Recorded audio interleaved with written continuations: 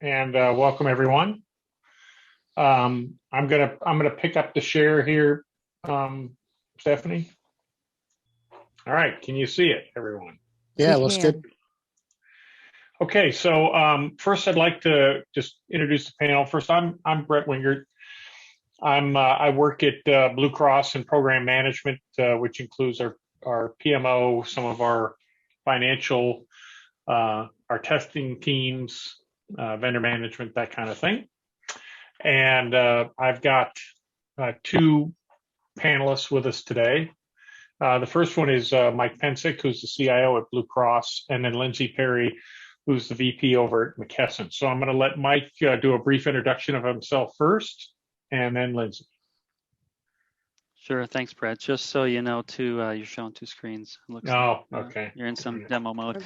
Presentation mode. Yeah. So, okay, Mike Pencek. I've been in technology for 25 years plus. Spent most of my time actually in high-tech manufacturing at Motorola and Honeywell. For the last 3 years, I've been at Blue Cross Blue Shield leading IT. I was asked to move over to the insurance side of the house and healthcare, really to help drive modernization of technology stacks, reassessment of infrastructure, looking at end-to-end security, introduce cloud to the organization as there's a lot of fear about going to cloud and what cloud would do for them. And then in the last 3 years, since I've been there, we've been having a focus on modernizing the infrastructure. So most recently, as I think everyone has done, we've had to go to a remote workforce. We went from 98% on-site to 100% off-site. We're managing those technologies now to be a completely remote workforce, looking at the process and the structures it takes to manage and maintain that.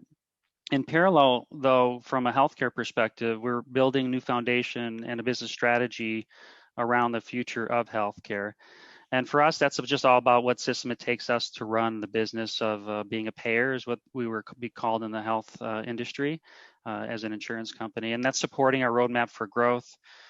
We have a large focus around our customer and member experience and personalization.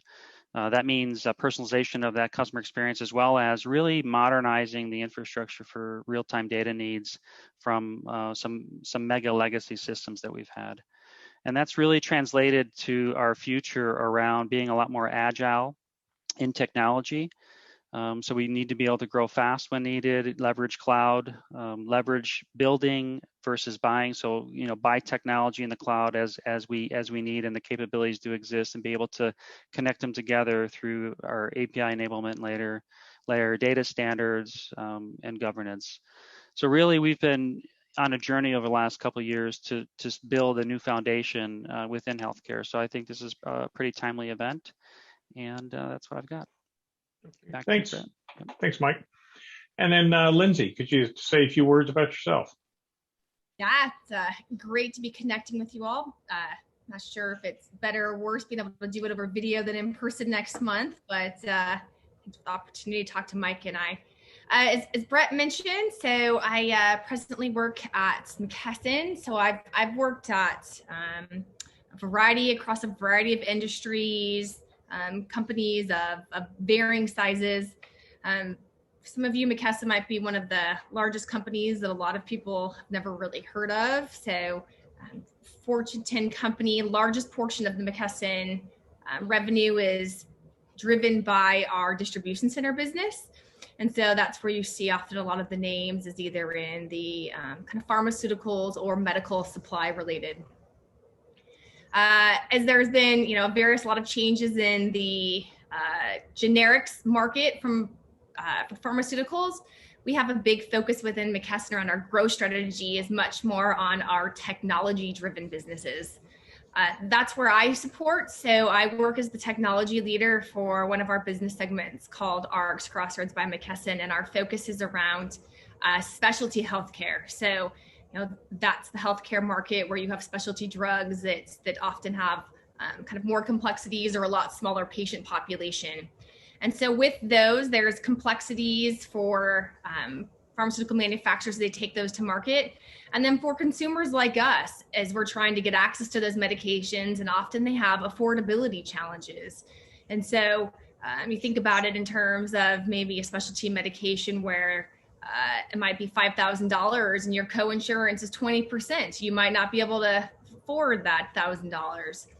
So we offer a suite of services that help drug manufacturers.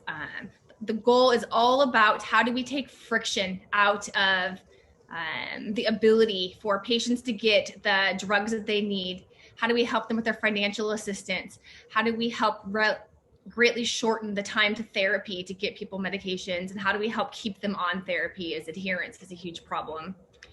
So I support technology in that space. And then as part of that, we do a lot of internal product management, product development, building our own systems, since we're a technology-driven part of the business.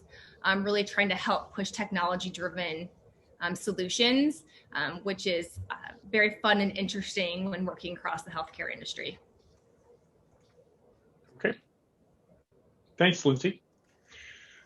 All right, we're going to jump right into a quick poll. If all goes well and the creek don't rise, as Stephanie said. And I'd like you guys to weigh in here. So the first one is about technology when you access healthcare, how it is today. This is how you perceive it.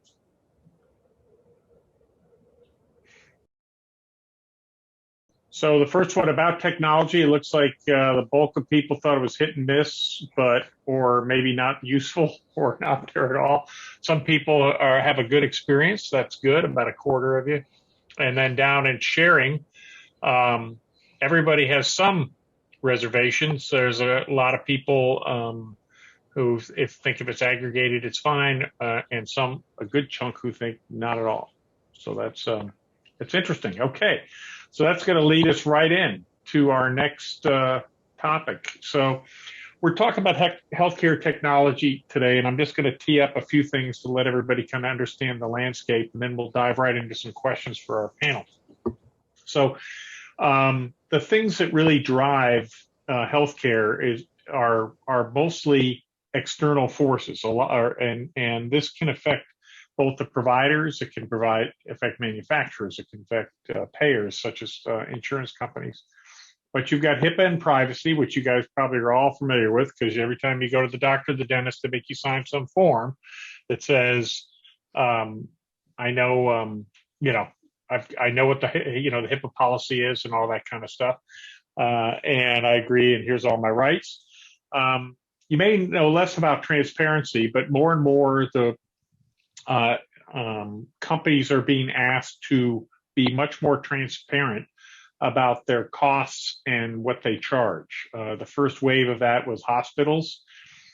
It's gone okay. Some of them have complied well. Some of them have buried these things very deep in the bowels of their websites. Some people are trying to get there. So that's another issue. So that should start to make costs more readily available, and start to think about things like the automobile industry. It used to be very, very opaque, and you never knew what was going on until you got to the dealer, and now you could do a ton of research before you ever set foot, if you set foot in a dealership. Interoperability is about how data can be shared. So this can be in between providers. So let's say you go to the hospital and they run a test, and you go see your primary care doctor, and they want to be able to get the data without you carrying around a huge folder. It's that kind of thing. It also means that we can make data accessible to you via an app. So it could be an app from your insurance company, it could be an app from your provider, it could be an app from your a pharmaceutical company.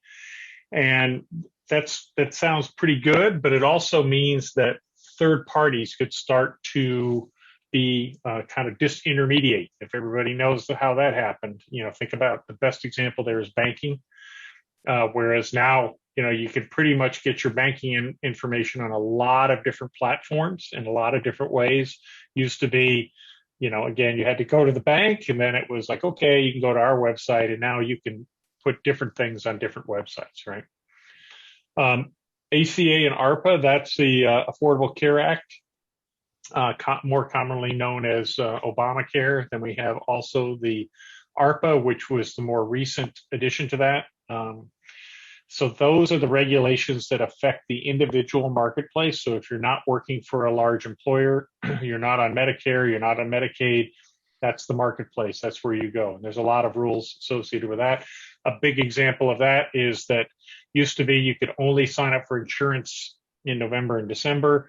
If you are not aware, that got reopened up back in, I think, the end of March, and made it so you could sign up for insurance all year long this year. I don't know how long that will last, but that's an example of a change. Consumer driven, again, exposing all this information is supposed to make us better consumers of healthcare, understanding the cost, the quality, just like, looking at Yelp reviews of restaurants. You hope you can get to a point of saying, hey, I want to go here because the doctors are better. I want to go here because the doctors are fine and the costs are less, et cetera. Medicare and Medicaid often are mentioned in the same breath. They're very different. They're regulated differently.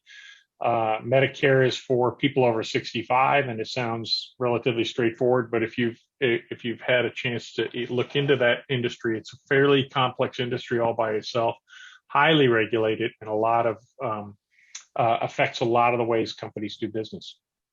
Medicaid is primarily in Arizona is Access, the Arizona Healthcare Containment System, I think is what it stands for. And those are for people that are under 65, but either are not employed, so they cannot get healthcare through their insurer or through their employer, and do not their income does not rise to the level that they can afford something in the marketplace. Wellness comes up a lot. I think everybody at least thinks about it, but companies, insurers, providers, everyone wants people to consume less healthcare, and are trying to drive people to take a little more charge of their health and give you the data and the opportunities to take care of that. Another huge thing is telehealth. This used to be kind of an afterthought. We experienced a growth of about, I think maybe less than, kind of single digits of people using telehealth it grew up to about 30-35%. People have now figured out this is freaking awesome. I can go see a doctor and not leave my house. And for a lot of routine things, it's absolutely fine. Would you want to go talk to your brain surgeon that? Probably not. But if you just have a routine care, you can do it this way. And it is less expensive to deliver. It's more convenient for the consumer. It's the perfect storm.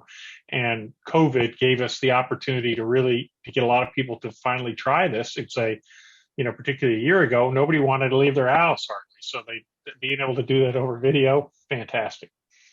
And then the commercial space is interesting because those are the big companies. And of course, they want their employees to be well. They want them to get good care, but they also have a cost driver in there. So all these things kind of play in to how that goes. So that's just a quick setup before we dive into the questions. I do want to say that during this, I will stop periodically in between questions and things like that and ask for your questions or comments. Just kind of make a note and realize I will pause. I'll keep an eye on the time. I'll try not to go too long in between asking for those, so we can ask as we go. Okay, and so with that, let's dive in. So I'm gonna give the first one to Mike. When you look at the government mandates about transparency and interoperability, what opportunities and challenges do you see from an IT standpoint? Okay, thanks, Bret. Yep. Opportunities and challenges. Well, challenges for sure are many, and I'm going to speak specifically around what I see from Blue Cross's space is we end up in legacy technology. We have legacy, mainframes that are still around, processes that have been built probably in the 90s. With that comes legacy data models, data stores, and processes are heavily manual in nature. When the government comes in and gives us a transparency role and or interoperability role, it becomes a challenge for us because we have a lot of heavy lifting to do because a lot of those systems haven't been touched in some time. That means we've got to put together data models that are going to work not only for bringing that information together for ourselves, but you mentioned some of the standards that are out there, like there's a FHIR standard for healthcare interoperability, and how you would pass API data back and forth. It's called Fast Healthcare Interoperability Resources. That's what it stands for. But it's really creating a standard for data formats and how we pass that. But most of our data is not in those formats, so we've got to pull together that internally, and then work with many times third parties to help us, drive that forward and then connect to others. A lot of the environments within the industry are not API ready. We have a lot of timing issues on when we do get some of our own internal health feeds, not internal, but from external sources. So we see large amount of file transfers in this space.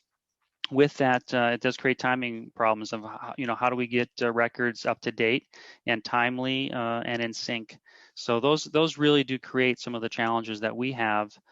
From an opportunity perspective, it's giving us the ability, because it is a mandate, to clean up the house, to give us a foundation for that future, and to, when we're creating those data models, really focus on how we can leverage that not only for this need, but then for future needs as we build a new modern, healthcare platform internally. So I think not only are they challenges because of the legacy, but it does create opportunity for us to really grow the business and to leverage it, much further than the mandate is suggesting, which in this case, those interoperability mandates really are only around the government programs. You mentioned commercial earlier. We're not mandated at this point to have interoperability and some of those, the transparency rules may be there, but not interoperability for non-government programs. So that's probably going to lag behind a bit. But that also screams opportunity for the future for us to figure out how we can leverage that in greater organization across these different areas like Medicaid, Medicare, where it's going to be. But for the commercial groups, I think that also screams opportunity for us. Right. Very good. Thank you, Mike. Lindsey, anything to add or build upon that? Yeah, I was going to echo very much. I think the kind of both the opportunity and complexity around, as Mike talked about, the data piece, right? In terms of there just being a lot of historical data challenges and be able to map to that. And then I think when we think about it, I think this starts to open up the ability for us to leverage data much more intelligently. But I just think as we start to peel that back, there's still so much complexity in order to be able to digest that information. And if we start thinking about the ability to be able to move towards more value-based care, right? Like the first part is kind of the standardization and normalization, but there's still a significant way to go in order to make sure that we are having that consistency across the spectrum. Okay. So Lindsey, you mentioned something in there which is kind of a term probably not everybody's familiar with, of value-based care. Can you kind of describe what that means in your to you in your space? Yeah. So, I mean, value-based care is really thinking about how do we when we're kind of delivering healthcare and consuming healthcare, how are we engaging and paying and receiving healthcare based on the value we're getting, instead of kind of the traditional way that we do it around negotiated rates, typically through our payers. As I mentioned, in the space that we're in is all about helping to take friction out of the healthcare system, getting patients access to the medication they need to help improve or even save lives to some degree. We have a huge business. It's around, we operate the largest oncology network, U.S. Oncology, supporting all of their technology needs, and have a lot of data intelligence and data access around that. And the ability to have portability and access to information is incredibly important to be able to move to value-based care. And so I think in a lot of industries, when you leverage analytics is a way to help drive like what best action or what next recommendation, or even, what do we expect of certain outcomes, especially when it comes to health, like that requires a significant amount of data. And so there's a lot of legality challenges around what data can be shared. We saw it in the panel, or in the poll that came up around, there was just really mixed feelings, right? For some folks, there's the If my information can help save lives, I'm all for it. And then there's the, like, our healthcare data is personal. Like, Right. you know, we don't necessarily want that to be shared. And so as we think about moving to value-based care, that requires a wealth of data for us to have trust in the validity around what's driving kind of the pricing values that we're associating. Right.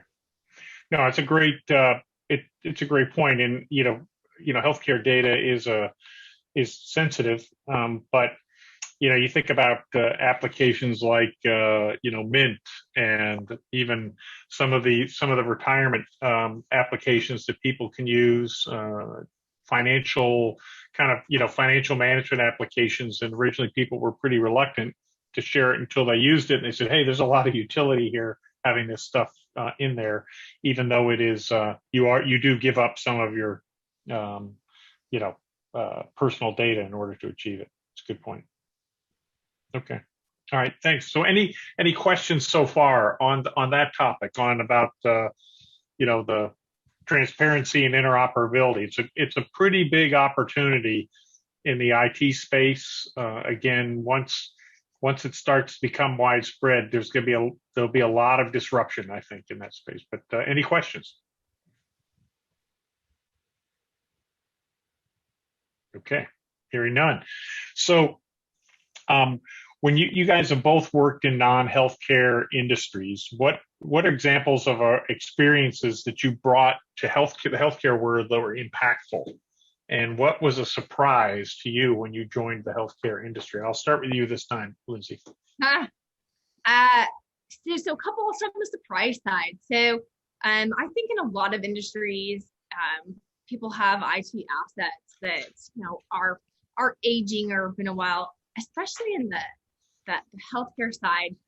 I was really surprised by what degree there's just a lot of legacy-based systems that are out there that as we think about the pace and what we want in consumer-driven healthcare in the future, just aren't architected or are modernized in a way to help us meet that flexibility.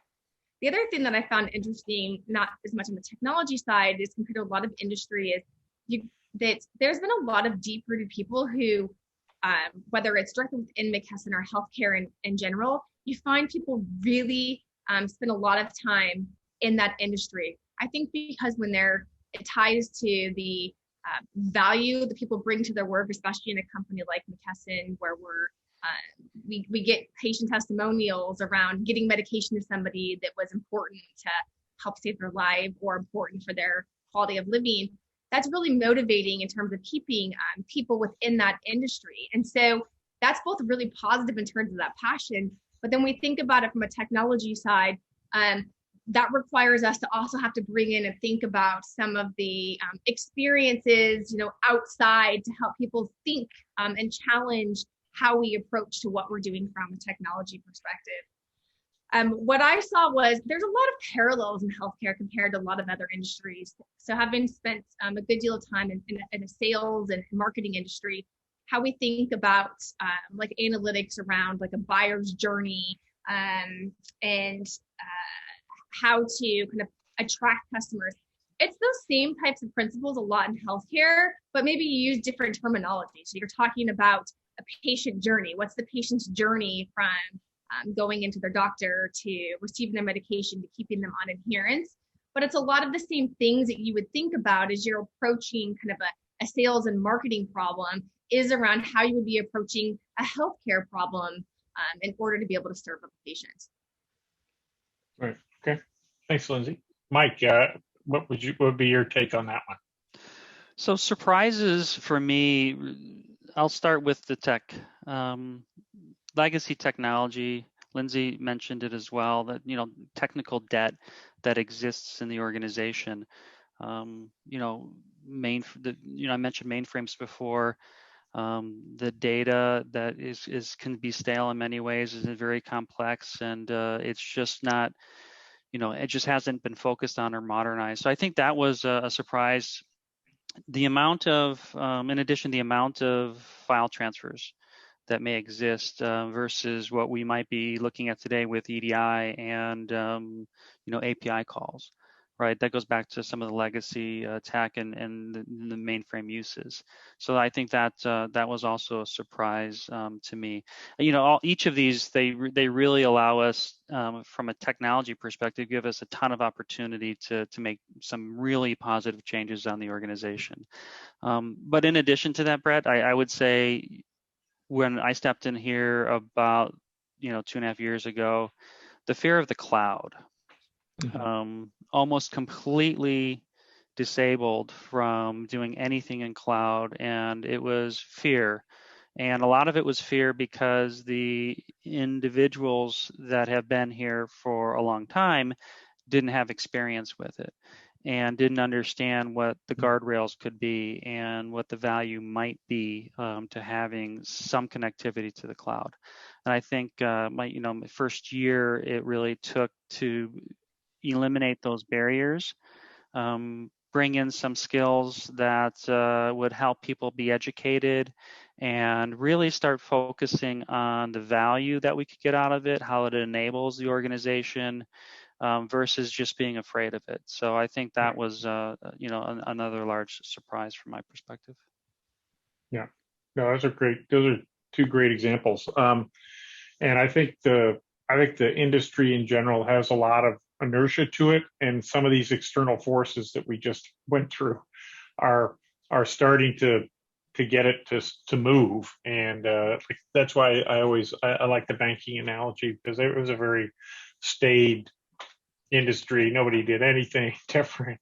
One bank was the same as the other, and then somebody figured out, hey, if we can innovate here, we can start to attract new customers. And it's right. And then it's the world has changed dramatically. My other one example that came to mind for me was when I first joined, which was about 6 months or so after Mike. We started talking about remote work. And everyone's like, oh no, we don't do that. We don't like remote work. We want everybody in the building. It's great. Part of me said, hey, this is nice. Everybody's here. It's the first place I work where everybody's in the same building. Well, fast forward, guess what? We have now embraced remote work wholeheartedly. It's now become it's something we're doing all the time. And even from top down to the bottom, everybody says, okay, this is good, and we can do it, and nothing bad happens to our members along the way. So that's another good one. Okay, that was good.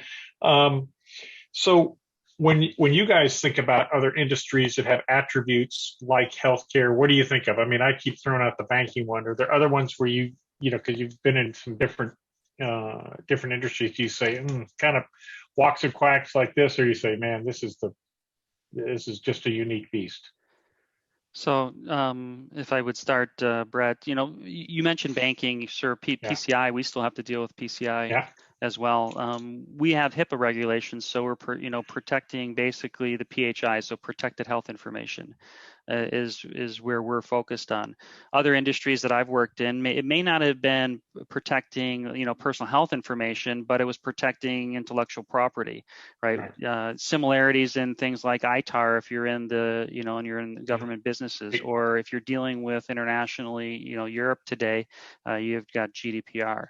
So those are all very similar. But if you really look at what is trying to be protected, and if you start to peel back the regulation and take it into what the capabilities are, the tech is to solve these problems, it's the same, right? Okay. The tech is definitely the same. It's around encryption, it's around storage, encrypting storage and storing data that's encrypted in flight and at rest. It's about allowing and knowing where the data is, so having maps to knowing where the personal information is across all of your systems. That's very similar in GDPR. To do something similar, I think where GDPR goes a little bit further, and I can see the healthcare industry headed this way, is one of GDPR's regulations is the ability to be forgotten. And if I want, if I'm in Europe and I want a company to forget all my personal information, they have to, you can make that request and they have to comply. We haven't gotten that far yet in healthcare, but I can definitely see that as being something that is going to be out there. If you don't want someone to have your data, you probably will have the right someday to say, forget me. But from my perspective, it doesn't really matter if it's ITAR or GDPR or PHI or HIPAA. It is all about protecting data, and the tech underneath it is very much the same, and the processes you use in that technology is similar to how you might apply processes in a non-healthcare field. Yeah. So I'd echo what Mike said, but one of the technology pieces that I found a little bit more unique and still in kind of modern day to technology, and I'd be curious from our other folks here in this meeting today if they have the same challenges. Healthcare heavily relies on faxes. Like, I mean, it is crazy. You think about like most other industries. I mean, even like in banking, like the degree of faxing is still such a core piece within the healthcare related industry. And when we come and you think about it from technology experience, whether it's other industries or just being a technologist, you think, well, that should be easily replaceable, right? Mike, you've heard Mike talk about like APIs and things and why in the world. And so when you peel back the onion of that, it becomes a really complex one to disintermediate. And you think about it, you have a lot of like the large healthcare providers where it's easier and you're starting to build more API driven and you can. But there is still a large community-based healthcare system that's out there. Yep. And you think about that, you have folks that, whether it's the nursing staff or the front office manager, that for 15, 20 years, a lot portion of their job has been around dealing with faxes, sending and transmitting, whether that's direct fax or even more electronic related faxes. And so you think about there's a lot of reliability and who's really thinking about really like contemporizing fax solutions, right? They've been relatively like the same for a while. And so you start to think about, well, how do you get that to be more like API or even app driven? But then you start to think about like how many different apps or APIs can a community-based healthcare system. And so that becomes wildly unmanageable for them. So they rely and fall back on their fax. So I think that's like, it sounds really funny, but that's one of the challenges around being able to really have technology accelerate for the pace of change, is figuring out how to change behavior off of that fax. That's great. That's a great point. The other, I think you touched on one thing that affects the technology landscape is, both of your companies have to deal with big giant hospital corporations that are, megacorps. You may deal with commercial operations that are also fairly sophisticated. But then you got the country doctor who says, I'm still running Windows 98 and, but I don't plug it into the internet, but so I just use my fax machine because I can't email anything. And you got to go, okay, well, we got to be able to ingest all this stuff from these different people. Because a big company to invest in EDI, they like that. It saves them money. But, mom and pop doctor shop, they probably can't spell EDI. So it's great. It's a good point. Yeah, it's the lowest common denominator. I just wonder though, as we go forward, if, we talked, one of the questions earlier that you talked about, Bret, was, barriers around regulation, right? Regulation creates like HIPAA and that, right? It ends up creating complexity and ends up creating barriers to entry for companies. And as we think about even transparency laws that we just talked about, mom and pop, even mom and pop tech shops, maybe startups for insurance companies, new startups for tech for healthcare, the barriers to entry are large. Right. We talked about HIPAA, but and I say the tech is the same to do it, but the business process and what you have to be able to do in order to, manage that on the business side is not easy. It's not simple. So it starts to create barriers to entry for new technology companies.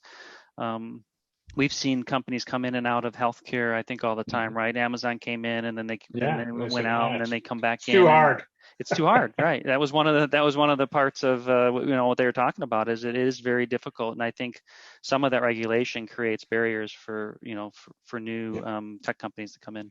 And I think a good example of one is in faxes. If you were a new company and you were going to come in and say, I'm going to manage some of this, you're going to have to be able to manage fax, and you're going to have to Lindsey, you mentioned fax, but you also have to manage mail in a mailroom, and an ability to take in paper, because a lot of people still send paper as well as faxes. So yeah, that's a great example. There's a new regulation. You're going to love this one, that if you've ever gone and looked for your provider for your wherever you get your medical care, and you say, well, I want to see who's a good ophthalmologist, whatever, and you type it in and you get it and you go, okay, I'm going to do that one.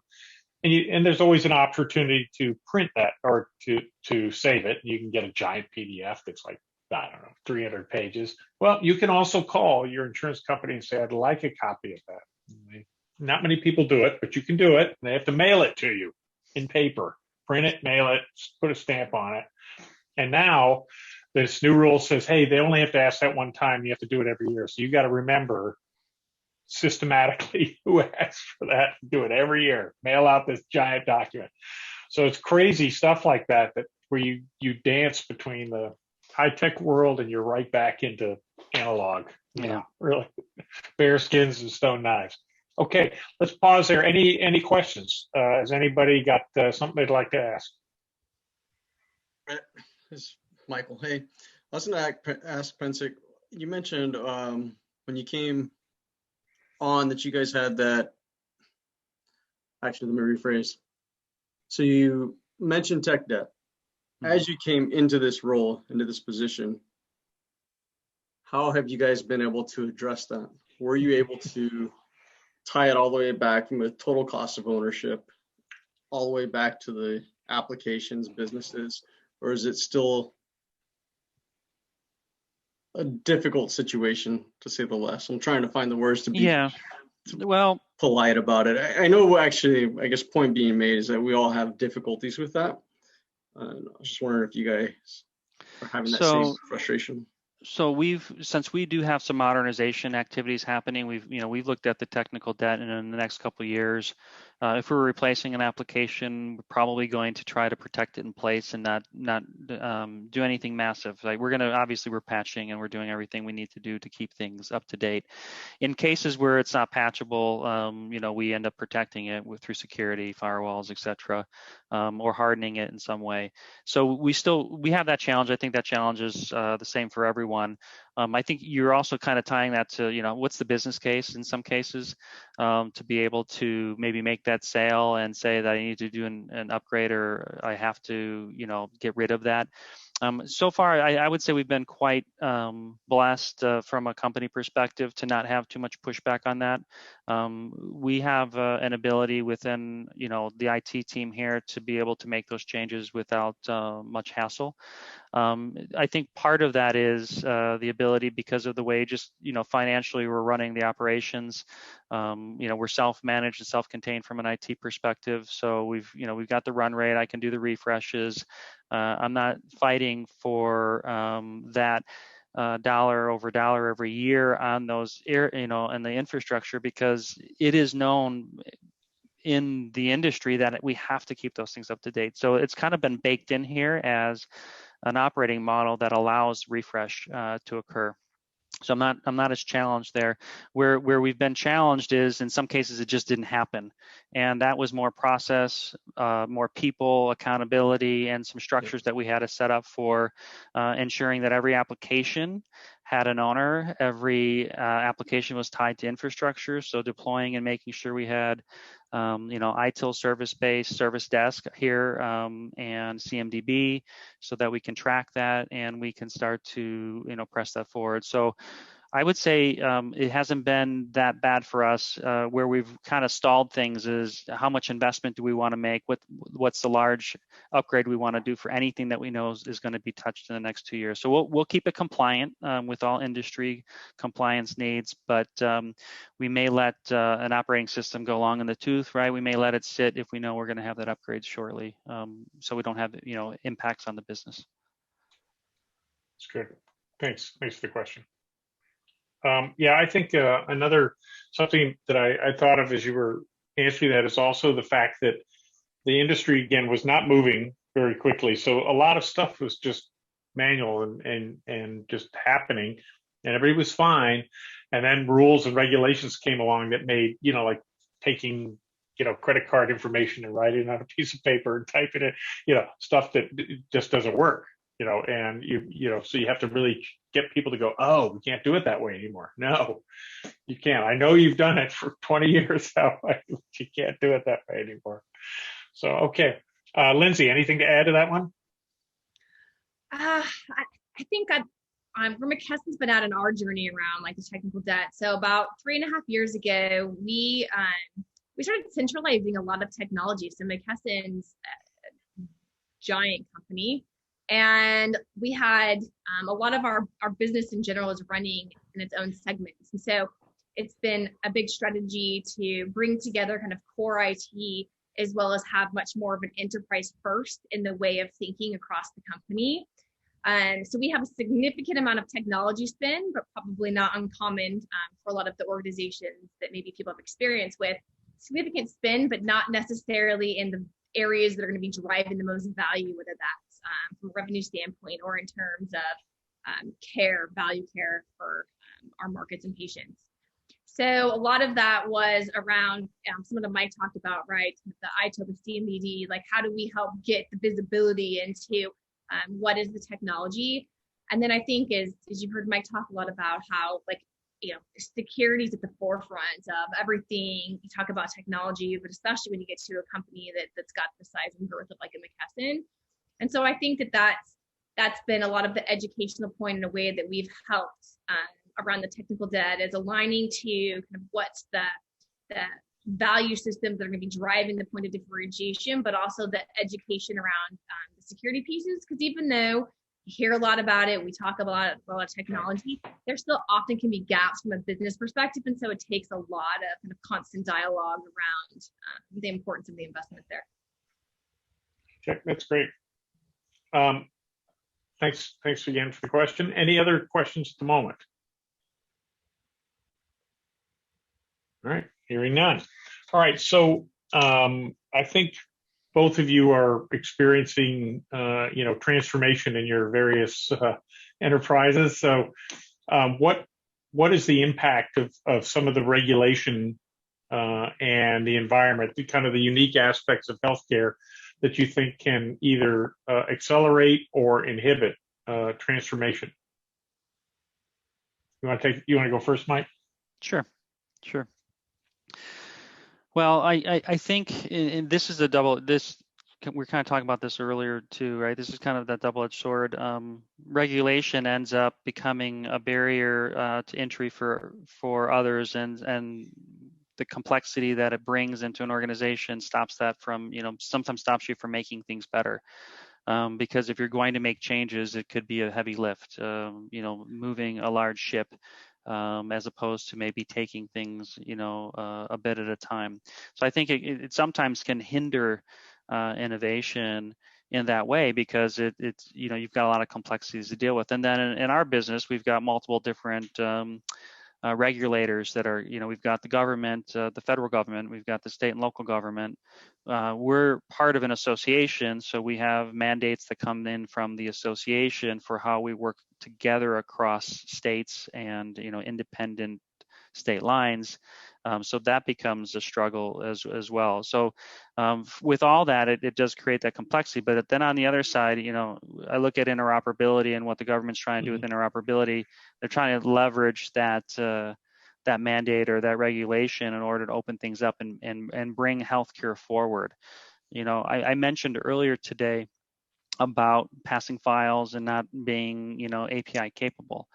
Interoperability and some of those FHIR standards is creating a need for us to be able to move forward so we can do that. And that's going to be the first step for interoperability between maybe us and a third-party application, but soon it will be between us and a provider or a healthcare, hospital, right? We're going to be able to start leveraging that to pass information. I think that really starts to open up the ability for us to be more in the cloud and look at AI and be predictive. This is what Lindsey was talking about, the value-based care, right? That piece of it is really a model which you get paid on the health outcome. Well, good luck trying to do that when your data is stuck in a mainframe. Yeah. You need a data lake, and you need the ability to be able to transfer that data between various parties, and you need a method to do that. So these standards that are coming are helping, I think, drive that innovation in the same sense. So the same regulation that made the healthcare industry stuck is trying to make it more relevant today. So it is interesting. I think it has both sides of that edge, but and it does create a lot of complexities for us as we try to move everything forward and keep it safe and secure. So it can help and hinder us. Yeah. Lindsey, what about from your seat? So not maybe exactly what you asked, but something that comes to mind when I think about this. So one of our business lines that we operate is called REMS, Risk Evaluation Mitigation Strategies. So in the specialty healthcare, you often have pharmaceutical advancements that have great benefit, but they could potentially have some pretty adverse side effects. And so in order to get approval to launch those to market, the FDA will require those to go through what's called a REMS administrator. So it's really a way to help make sure as you as a patient are engaging on that therapy, that you're being, that you understand the risks and are being monitored depending on what that is. Like, so an example of like where we serve as a program there is there's a curative cystic acne type of pharmaceutical. And so if you have that type of struggle, of course you'd want like a curative type of medicine for it. But if you take it while pregnant or while trying to get somebody pregnant, you could have significant birth defects. So there's a whole monitor control around that. And so the FDA has mandates about that. And so we're still we're in 2021. And so the protocol around this is the FDA requires you to spell out in a very detailed business rules document with every screenshot of every screen you're going to be building as part of this system in order to submit this to the FDA. Then they take anywhere from 6 months to a year to review, give comments, and get approval. And then once you have, now you can start to build. And so you think about like, this is just like one facet that we're talking about in terms of like the government, but none of us would choose to operate a team if we were trying to build contemporary technology in that manner. And so it's a way that we have to serve the market, but there is a lot of complexity. So one of the things that we approached the FDA was around, well, let's FDA help build you a front end. So kind of FDA you on the front end, and then we can have APIs that different providers can connect to. And so that way we're really reducing the time in order to help these suppliers. And so the FDA was interested, but not that interested. So they're okay with continuing on the way we go today. And so that's just an example of there's opportunity out there and you're trying to transform and have more effective solutions. But it's not always the government's priority to help further those along. Thank you. So, most companies have they're demanding innovation. They want things to be better, faster, cheaper. But we all in the IT world live with some form of legacy, and your whatever's new today is legacy tomorrow. But we got some form of legacy. It looks like with the mandate environment, that also creates an additional drag on just being able to go out and innovate and do crazy new great stuff, better apps, websites, data feeds, all that kind of stuff. So how do you manage? Does that resonate with you? And then how do you manage that? And I'll start with Lindsey on this one. Yeah. So I think that's probably a challenge, whether in healthcare or not in healthcare, right? Of how do you manage that as well as with the innovation? And so we handle that by, we do like separate out our keep the lights on versus our R&D level investment. So I think a lot of companies sometimes struggle when you pull that all together, that you always end up robbing from your good intentions to help keep the lights on as you hit challenges there. And so we are very intentional about having separate budgets, having separate focuses, and trying to make sure that where we're really able, that we're not sharing resources across those two, so that we're able to really have a dual prong of focus and help meet our growth acceleration goals, while we're also making sure we're increasing to keep up with our technical maintenance and security standards. Okay. All right, great, thanks. How about you, Mike? What do you think when we talk about that? So just taking it from the approach that Lindsey was to start there, when we get those, we're doing planning, and we only have so many dollars, investment dollars to spend, just budget dollars in general, whether it be keep the lights on or, growth and innovation. We typically will take the mandates and the regulation off the top of any of those dollars. Now, interestingly enough, over my last few years, since it is a pretty steady stream of mandates and regulations that come in, you can budget to that, right? So you can have a guess on a year-over-year basis about how much you're going to be spending in this space. But that does come off the top. If we end up in, like we have right now, we have some mandates coming down the pipe that are coming faster and they're larger with the change in the administration, some more dollars are going to need to go towards those mandates, and that we do first, right?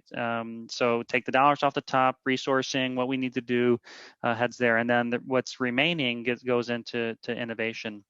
I think the other challenge we end up having is resourcing, and we're not as big as McKesson, so we have only so many heads to go around, and then when it comes to having a large transformation happening at the same time, we do have competing needs for single-threaded individuals who are subject matter expertise, whether that be in technology or in the business.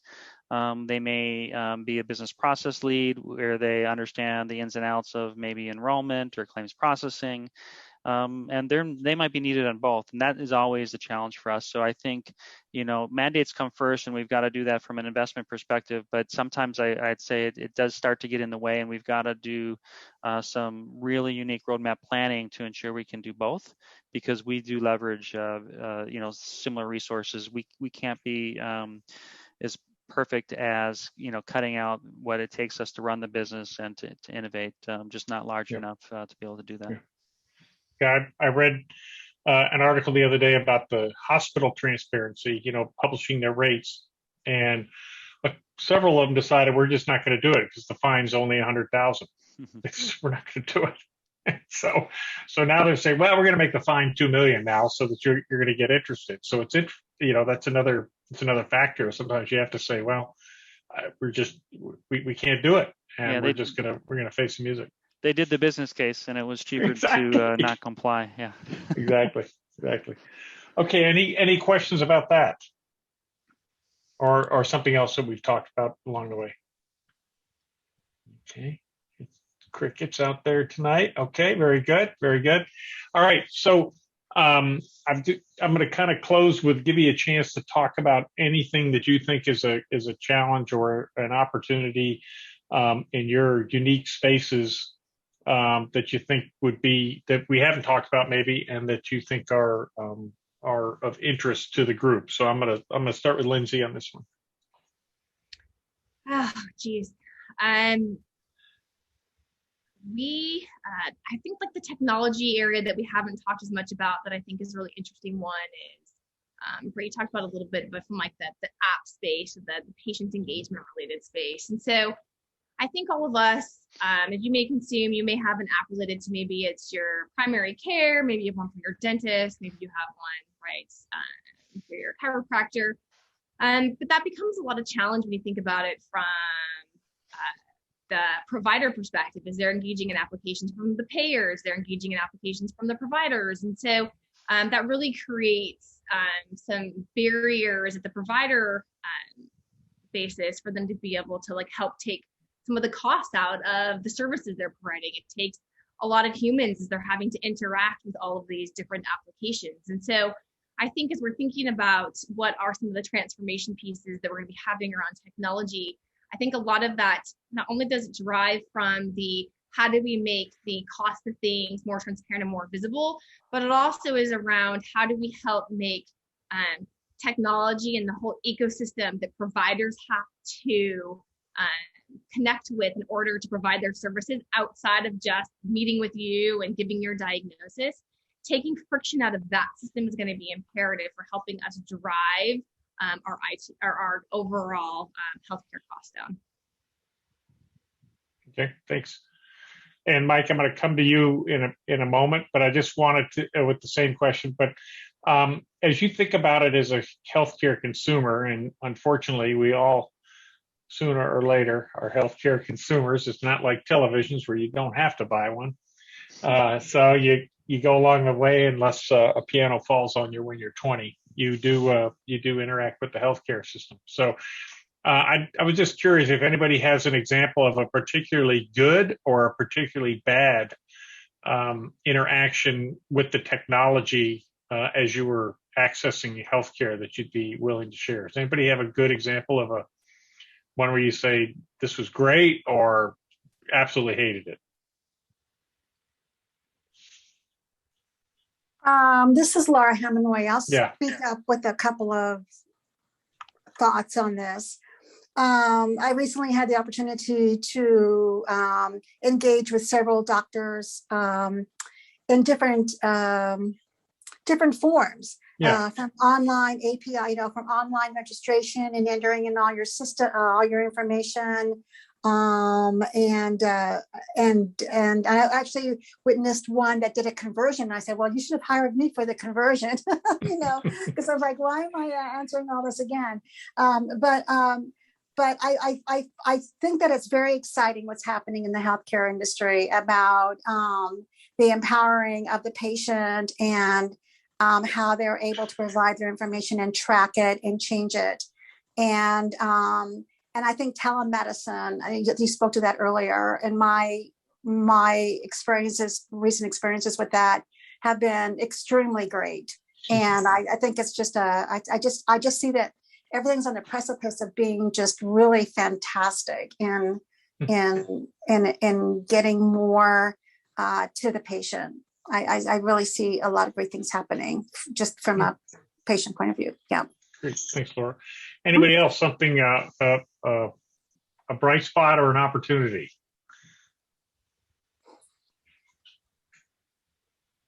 Everybody else is just so darn healthy, they don't do it.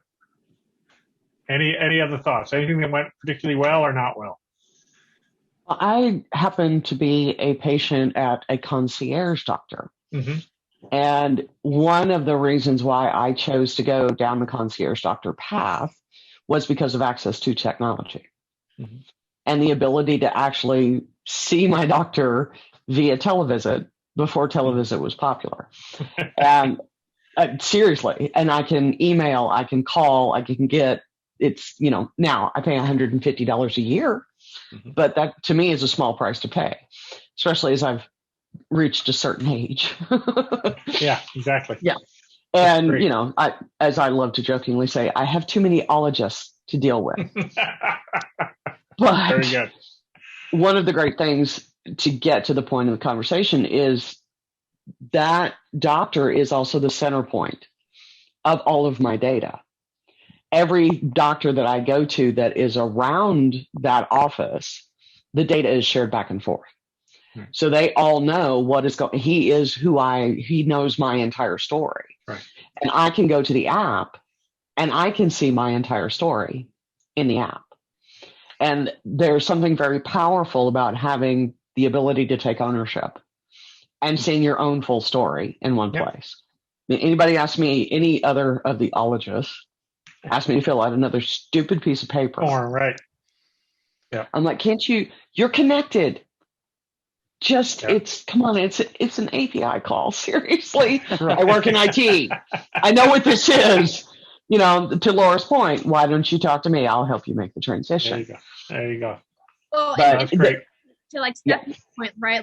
Who hasn't had the stories of a couple of years ago, I took my kid to at a children's emergency room, and then 2 years later, I get this bill that's saying it's going to go into collections for some amount that I'm not sure what it was for. I had paid a bill.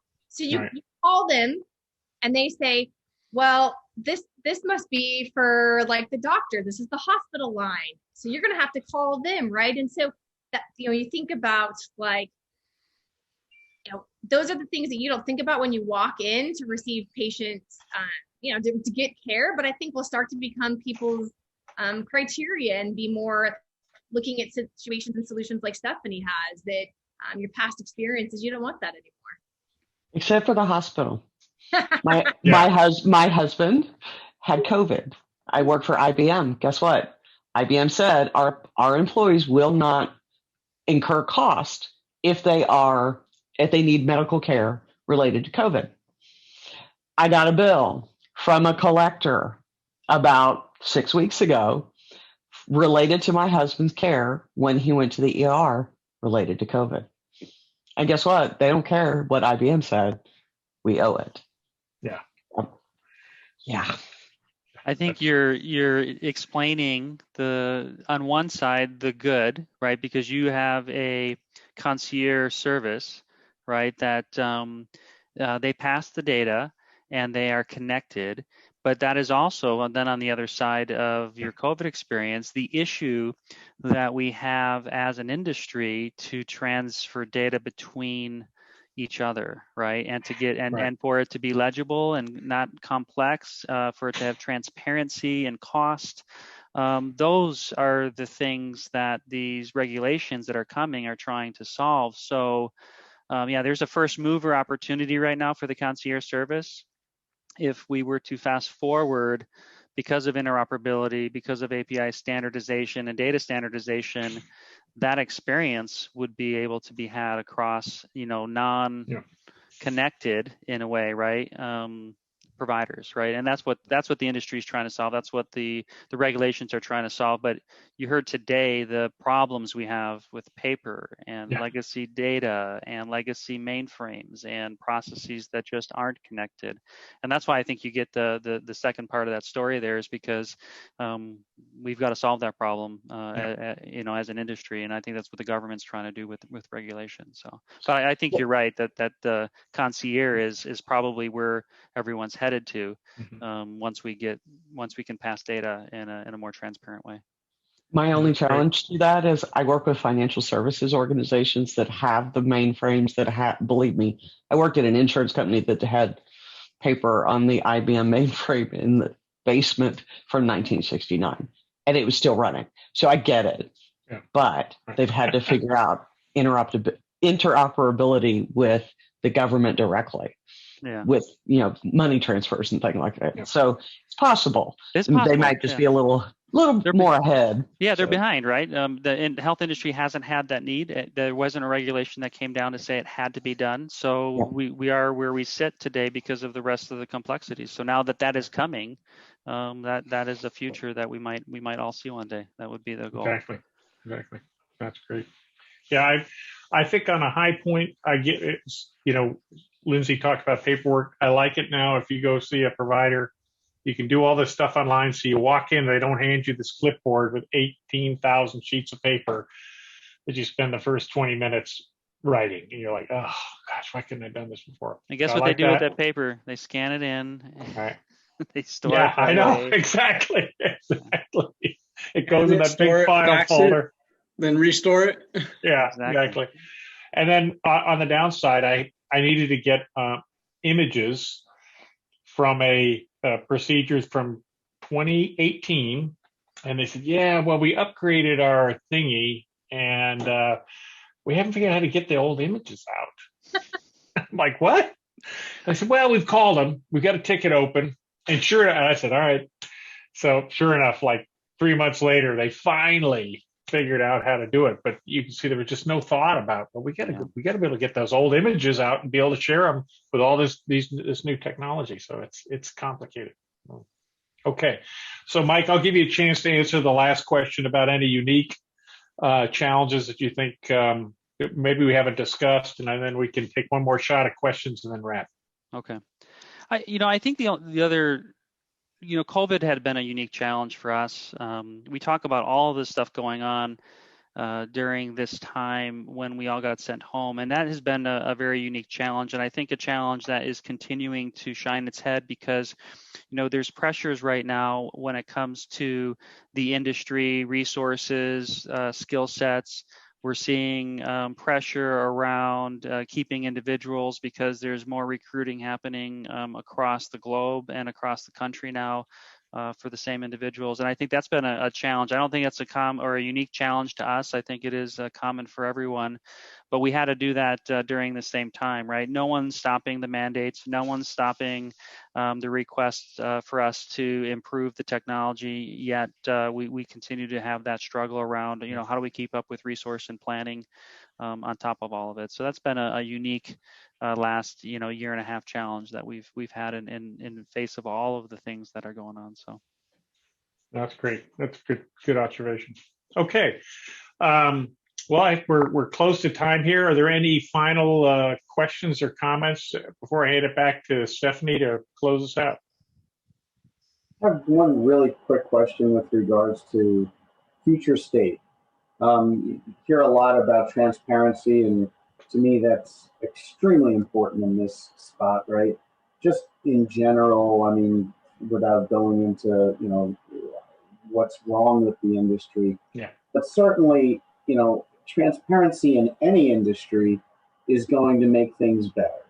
Do you see, because you're on all sides of this, do you see a point in time where somebody has a phone with their account and their information, and they can see exactly what, before they ever go in and have a procedure, they know what it's going to be charged and what the insurance company is going to be able to pay before they go in for it?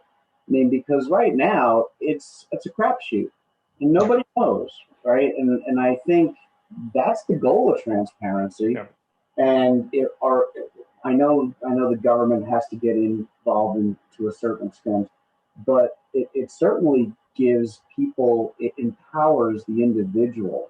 So do you guys see from where you sit a time frame where that's actually going to happen?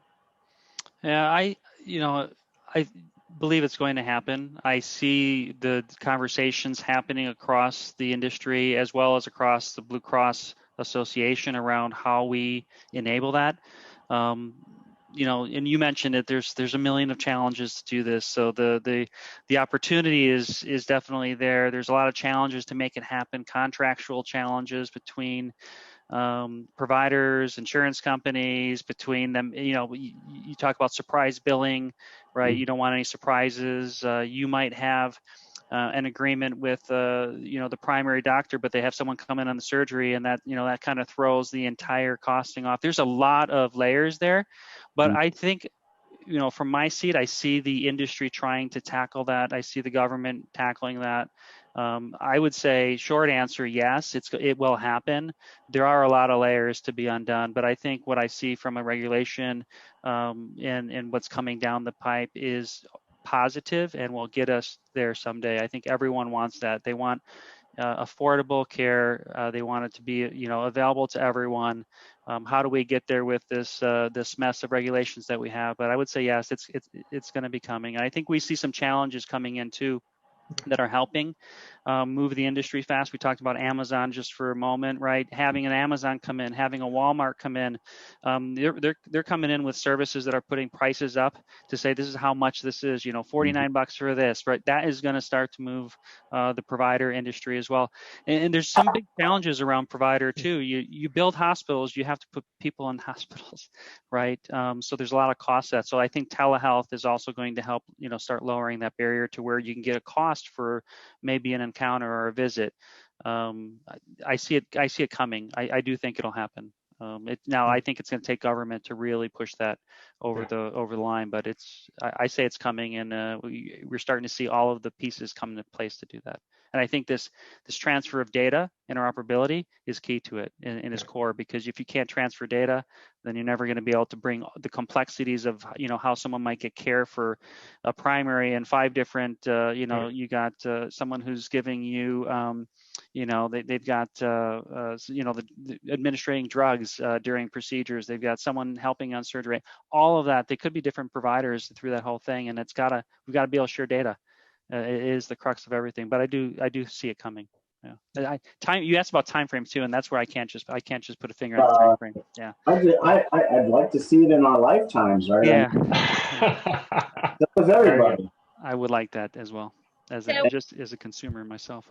Yeah, one of the things that I would like encourage people to try out is so we have a pretty capable application called Script Hero, or you're probably familiar with like a Good RX, right? And so those are really around like having your physician prescribe to an e-pharmacy and then giving you control around which pharmacy you want to go through and whether you want to use cash pay or whether you want to use your insurance to pay.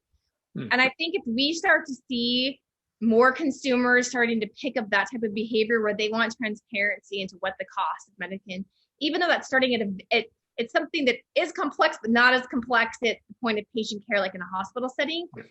The more momentum we get in behavior changes around those types of things will continue to be a catapult for whether it's regulation required to help or other kind of technology behavioral changes across the rest of the healthcare landscape.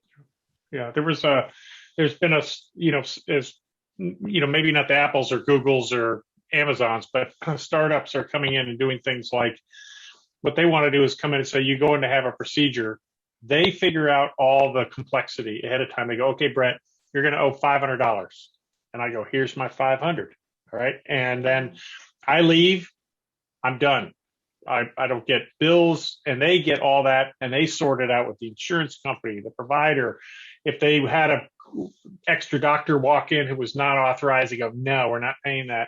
And the idea being that the providers get their money fast, so they're excited. Insurance companies don't have 50,000 phone calls about the 80-page hospital bill, and they believe that there's money in them their hills. So that's an example of a business case. Yeah. Okay. Stephanie, I'm going to turn it back over to you, and you can send us on into the night. I hope everybody enjoyed our panel tonight. Thank you very much, Michael, Bret, and Lindsey. It was very informative, even at times, I'm sure, expressing your hope for the future. And we all hope that you are successful in that future, believe me. And with that, unless anybody has any last thoughts, comments, anybody want to hang around and maybe chat a little bit? If anybody does, I'm happy to make them the co-host or the host so that they can hang around a few minutes. I'm waiting to see if anybody raises their hand, comes off mute. Well, thanks everybody. Have a great rest of your evenings. Good evening. Bye-bye. Thanks. Bye. Bye. Thanks, guys. Bye. Great conversation. Thank you so much. Good night. Good night. Night.